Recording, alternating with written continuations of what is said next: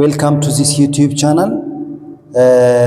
We'll be practicing grade 6 English exam questions. የስድስተኛ ክፍል 2017 ወይም 2025 የተፈተኑትን ጥያቄዎችን አብረን እንሰራለን ማለት ነው። ለቻናሉ አዲስ ከሆናችሁ ፕሊዝ ሰብስክራይብ፣ ላይክ፣ ሼር አድርጉ። እያንዳንዱ ማስታወሻ እየያዛችሁ ተከታተሉኝ። ኤቢሲ ለምን እንደማይሆን ወይም እንደሚሆን ኤቢሲዲ ያለውን በየምክንያት እየሰራው ሄዳለሁ። እናንተ ምክንያቱን ለመያዝ ሞክሩ ማለት ነው። ከቻላችሁ ማስታወሻ እየወሰዳችሁ that is it. Thank you. One of the following is a simple sentence. ቅድም ስላወራሁት simple sentence ማለት one subject and one predicate. I am happy. I'm happy. One predicate, a predicate and a subject ያለው ነው። በቃ ምን የሚባለው simple sentence. So I love reading books but በባት ተያያዘ። ስለዚህ ኮምፓውንድ ነው፣ ሲምፕል አይደለም። She goes to the park every day. This is correct. አንድ subject አለ, one subject and one predicate. በቃ this is simple sentence. He went to the store and she stayed at home. ይሄ አይገናኝም። ምንድነው ሲምፕል አያስብለውም። ይሄ ኮምፓውንድ ነው፣ በኤንድ ተያይዟል። ባት እና ኤንድ ደግሞ ፋን ቦይስ ናቸው። ኮምፓውንድ ነበር መሆን የነበረባቸው። የተጠየቁት ሲምፕል ነው። I like pizza. So ይሄም ኮምፓውንድ ነው። የሚገርማችሁ ይሄ ኮምፓውንድ ሰንተንስ ከታች ስላወራው ኮምፓውንድን አሁን ትረዱኛላችሁ። ይሄም ኮምፓውንድ ነው። ተማራችሁ ማለት ነው። Right, thank you very much. አሁን ከ40ኛው ጥያቄ እንጀምራለን። Which of the following properly joins these two simple sentences into compound? ጥያቄውን በደንብ መረዳት ያስፈልጋል። These two simple sentences ተሰጥቶናል into compound sentences። ስለዚህ ኮምፓውንድ ሲምፕልን ኮምፕሌክስን በጋራ እናያለን። በደንብ እንድታዳምጡኝ ይፈልጋለሁ ማለት ነው። Wonderful of you. I went to bed early. ወደ ቤድ ቀደም ብዬ ሄድኩኝ። I finished my homework. ስለዚህ ሁለቱን ቤስት ጆይን የሚያደርግና ወደ ምንድነው የሚቀይረው ግን ኮምፓውንድ ሰንተንስስ የሚያደርግልን። ስለዚህ ኮምፓውንድን ሲምፕልን አሁን መረዳት አለብኝ ማለት ነው። Simple sentence, first of all, simple sentence has one subject, a subject and a predicate. Subject and subject እና አንድ predicate ያለው ብቻ ነው። በቃ ምን የሚያስብለው simple sentence ነው የሚያስብለው። Like for example, I am happy today. I am happy today ካልኩ በቃ simple sentence ነው። I am happy today. አንድ subject አለው በቃ ከዛ predicate አለው። እንደዚህ ሲሆን simple sentences ይባላል። I like English ብልም simple sentence ነው። ከዛ compound sentence እንመልከት። አሁን ብዙ ጊዜ ፈተና የምትጠየቁት እሱን ስለሆነ እዚህ ጋር ዲስክሪፕሽን ሰጣችኋለሁ፣ በደንብ ተከታተሉኝ። compound sentence, to say that it's compound sentence የሚያስብለው ምንድነው? compound sentence is a sentence joined by fan boys በሚባሉ coordinating ማለት coordinating conjunctions ናቸው። conjunctions በcoordinating conjunction የተያያዘ ከሆነ ነው compound የምንለው። ያ ማለት compound sentences በደንብ አዳምጡ። compound sentences are made up of two simple sentences, two independent sentences, two or more it could be actually. ለእናንተ ሌቭል ግን two independent sentences። ሁለቱን በማን የተያያዘ ነው ግን መሆን ያለበት? በፋን ቦይስን ለማታውቁ ተማሪዎች fan for A stands for and, N stands for no, B stands for but, O stands for O, Y stands for yet, and S is there, S stands for so. እዚሁ ጋር ግን በደንብ ተከታተሉ። ለ12ኛ ክፍልም አንድ አይነት ቶፒክ ነው ያለው። ፋን ቦይስ ከተያያዘ ያ ሰንተንስ ሁለት ኢንዲፔንደንት ራሳቸውን ችለው የሚቆሙ ሰንተንሶች በማን ከተያያዙ? በፋን ቦይስ ከተያያዙ ኮምፓውንድ ሰንተንስስ መሰረቱ ማለት ነው። ይሄንን እንዴት አድርገን እንመልከት?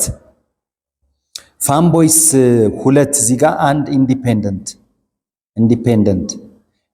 ማለት ራሱን ችሎ የሚቆም ዋን ኢንዲፔንደንት ሰንተንስ እዚህ ጋርም አንድ ኢንዲፔንደንት ሰንተንስ። ኢንዲፔንደንት ማለት ነፃ ማለት ነው አይደል? ኢንዲፔንደንት ክሎዝ ማለት ራሱን ችሎ የሚቆም it can stand by itself ማለት ነው። እነሱን ጆይን ካረገ ከፊታቸው ፋንቦይስ ላይ ኮማ ያስፈልጋል። ይሄን ሌላ ጥያቄ ላይ ትጠይቃላችሁ 12ኛ ክፍልም 6ኛ ክፍል ላይም ይጠየቃል ይሄ good። ስለዚህ በምሳሌ እንመልከት ፋንቦይስ። አሁን በደንብ አዳምጡ። ኮምፓውንድ ሰንተንስ ላይ ነው ያለሁት። ኮምፓውንድ ሰንተንስ በፋንቦይስ ከተያያዙ ሁለት ሲምፕል ሰንተንስ ወይም ሁለት ኢንዲፔንደንት ሰንተንሶች በፋንቦይስ ከተያያዙ ኮምፓውንድ ሆኑ ማለት ነው። ምሳሌ እንመልከት ለሌላ ቀን እንዲጠቅማችሁ። he can look at it he can drive a car ካልኩ በኋላ or he can ride he can drive a car or he can ride a bike ኦፕሽናል ሁለት ተመልከቱ። he can drive a car የሚለው አንድ ራሱን የቻለ ኢንዲፔንደንት ሰንተንስ ነው።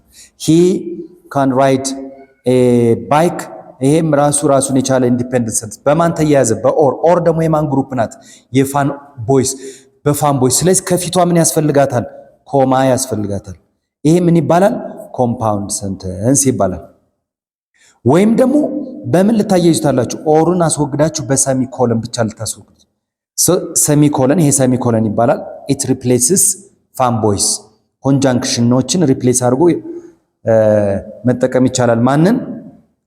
ሰሚኮለንን። ለምሳሌ for example I was tired ልትችላላችሁ። I was tired ሰሚኮለን I went straight to sleep። በቃ I went straight to sleep ራሱን የቻለ ነው። I was tired ራሱን የቻለ ነው። ያለ ኮንጃንክሽን በሰሚኮለን ታያይዙታላችሁ። ይሄም ኮምፓውንድ ሰንተንስ ሆነ ማለት ነው። ታዲያ ከዚህ ትምህርት የምትወስዱልኝ ምንድነው? ይሄ በጣም ስለሚጠቅማችሁ በአንድ ጥያቄ እቆያለሁኝ። ኮምፓውንድ ሰንተንስ አር ጆይንድ ባይ ፋን ቦይስ በፋን ቦይስ ኮንጃንክሽኖች በእነዚህ የተያያዘ ነው።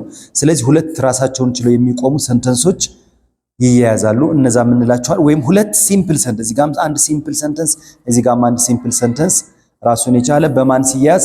በፋን ቦይስ ሲያያዝ ኮምፓውንድ ሰንተንስ መሰረቱ ማለት ነው። ኮማዋንም እንዳትረሱ። ሁለት እዚህ ጋር ኢንዲፔንደንት እዚህ ጋር ኢንዲፔንደንት ካለ ከፊታቸው ኮማ ያስፈልገዋል። በዚህ መሰረት ኮምፓውንድ የሆነውን እንመርጣለን ማለት ነው። ምክንያቱም ጥያቄው ቱ ሲምፕል ሰንተንስስ በማን ሲያያዝ ነው ያለው? ቱ ሲምፕል ሰንተንስስ ወደ ምን የተቀየረ? ኢንቱ ኮምፓውንድ ነው የተባልኩት አይደል? ስለዚህ I finished my homework because I went to bed early. I went to bed early because I finished my homework. Alright? ይሄኛው ሲጀመር ሪዝንም ሎጂካሊም ትክክል አይደለም። I finished my homework because I went to bed መሆን የለበትም። because መሆን ያለበት ከዚህ ጋር ነው አብሮ መሄድ ያለው አይደል?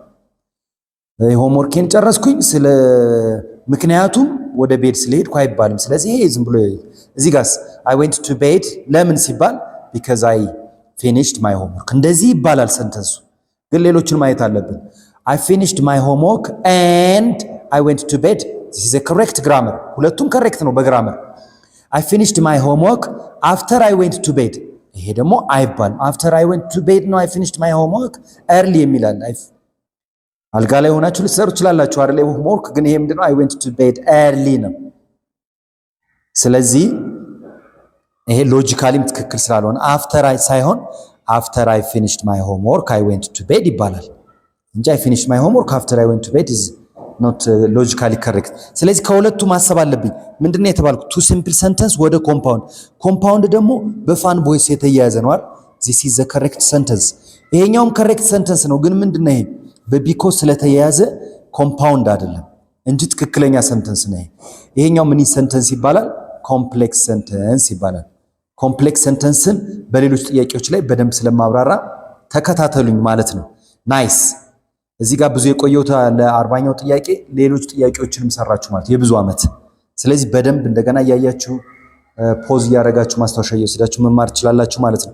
which one of the following is a simple sentence? ቅድም ስላወራሁት simple sentence ማለት one subject and one predicate I am happy one predicate a predicate and a subject ያለው ነው በቃ ምን የሚባለው simple sentence so I love reading books but በባት ተያዘ ስለዚህ ይሄ ኮምፓውንድ ነው simple አይደለም she goes to the park every day this is correct and subject አለው one subject and one predicate በቃ this is simple sentence he went to the store and she stayed at home ይሄ አይገናኝም ምንድነው ሲምፕል ያስብለውም ይሄ ኮምፓውንድ ነው በኤንድ ተያይዟል ባትና ኤንድ ደግሞ ፋን ቦይስ ናቸው ኮምፓውንድ ነበር መሆን የነበረባቸው የተጠየቁት ሲምፕል ነው I like pizza so ይሄም ኮምፓውንድ ነው የሚገርማችሁ ይሄ ኮምፓውንድ ሰንተንስ ከታች ስላወራው ኮምፓውንድ ነው አሁን ትረዱኛላችሁ ይሄም ኮምፓውንድ ነው ተማራችሁ ማለት ነው ለሌላ ጊዜ የሚሆን ኮምፓውንድም በደንብ እየተረዳችሁ ስለዚህ ሲምፕል ነው የተጠየቀኝ ሲምፕል ደግሞ የተጠየቁት she goes to the park every day is the answer. Question number 38. I went to the supermarket and I bought what? What things did he buy? I bought apples, bananas, grapes and oranges. ጥያቄው ምንድነው ታዲያ? Which punctuation mark is used in this sentence to separate items? አይተሞቹ እነማቸው? Items in the list እነማን ናቸው? I bought apples, bananas, grapes and oranges ስለዚህ የትኛው ፓንክቹዌሽን ማርክ ነው ሴፓሬት ያደረገው ነው የሚለው ይሄ ኦሬዲ ስላልተደረገ ማስት ሴፓሬት ቢሆን is used የሚል እዚህ ጋር used አልሆነ ስለዚህ መሆን የነበረበት ምንድነው እዚህ ጋር I bought apples ኮማ እንደዚህ ነው መሆን ያለበት bananas ኮማ ስለዚህ ኮማ ነው ሴፓሬት የሚያደርገው መልሱ ሌሎች መልስ ሊሆኑ አይችሉም ማለት ነው a period ሴፓሬት አያደርግም ፉል ስቶፕ ማለት ነው ኮለን ሴፓሬት አያደርግም ኮለንም በሌላ ጥያቄ አስረዳችኋለሁ this colon የምንጠቀመው ምንድነው when you are going to list things እዚህ ጋር ለምሳሌ I have bought 5 things ማናቸው እነዛ ገና ሊስት ልታረጉ ስለሆነ እንደዚህ ሰሚ ኮለን ይደረጋል alright when you are going to explain something explanation ልትሰጡ ኮለን ይደረጋል ሳሚ ኮለን ደግሞ ጥቅሙ ምንድነው ቀደም ከታች አውርጃለሁ this one replaces conjunction replace conjunctionዎችን ይተካሉ ሁለት ኢንዲፔንደንት ሰንተንስን ጆይን ያደርጋሉ for example ምን ለምሳሌ I studied hard but I didn't pass the exam I studied hard but I didn't pass ሚለውን በትን ታስወግዱና I studied hard ታረጉና በትን ሳትጠቀሙ ሰሚኮለን I didn't pass በቃ ማንን ተካ በት የሚለውን ይተካል ስለዚህ የሰሚኮለን ጥቅሙ ምንድነው ማለት ይሄ ሰሚኮለን ይባላል ይሄ ሁለቱ ዶት ኮለን ይባላል you have to be familiar with this ሁለቱን ጨረሳችሁ ማለት ለሌላ ጥያቄ ይሆናችኋል ሰሚኮለን ማንን ነው የሚተካው ፋን ቦይሶችን ወይም ሌሎች ኮንጃንክሽኖችን ይተካል ማለት ነው so it's used as a conjunction ለዚህ የተጠየቀን እነዚህ ሴፓሬት ሊያገለግል የሚችለው ማን ነው ኮማ ነው ማለት ነው nice of you let's proceed to question number 37 which sentence is written in the second conditional form second conditional ማለት ከኢፍ ክሎዙ ጋር ምን ካለ እዚህ ጋር simple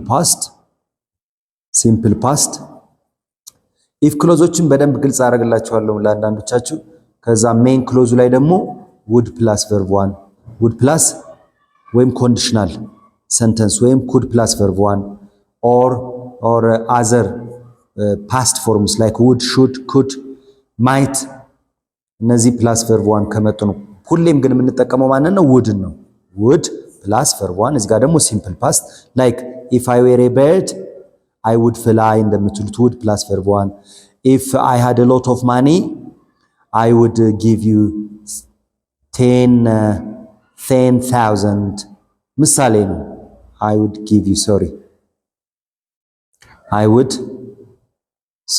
I would if I had a lot of money I would give you some ይሄ type 2 ይባላል if I knew his address type 2 conditional ይባላል ወይም second conditional ስለዚህ if I knew his address I would phone him or I would give him a call ትላላችሁ ማለት ነው ይሄ type 2 conditional ስለዚህ እነዚህን የሚያሟላ ማን ነው if I had you I would study ምን አንተ ብትኖረኝ ማለት ነው had ማለት if I had a lot of money እንደምትሉት if I had you I would study harder what does mean if I would be would እዚህ ጋር ነው ሜን ክሎዝ ላይ ነው እንጂ ከኢፍ ጋር አይመጣም if I would be አይባልም if I were you ነው አንተን በሆን ለማለት ከፈለጋችሁ if I were you if I am you አይባልም unreal ነው አይደል unreal sentence if I were you if I were a bird if I were a millionaire ነው የሚባለው if I were you okay I would study harder this is correct in grammar አንተን በሆን በጣም አጠና ነበር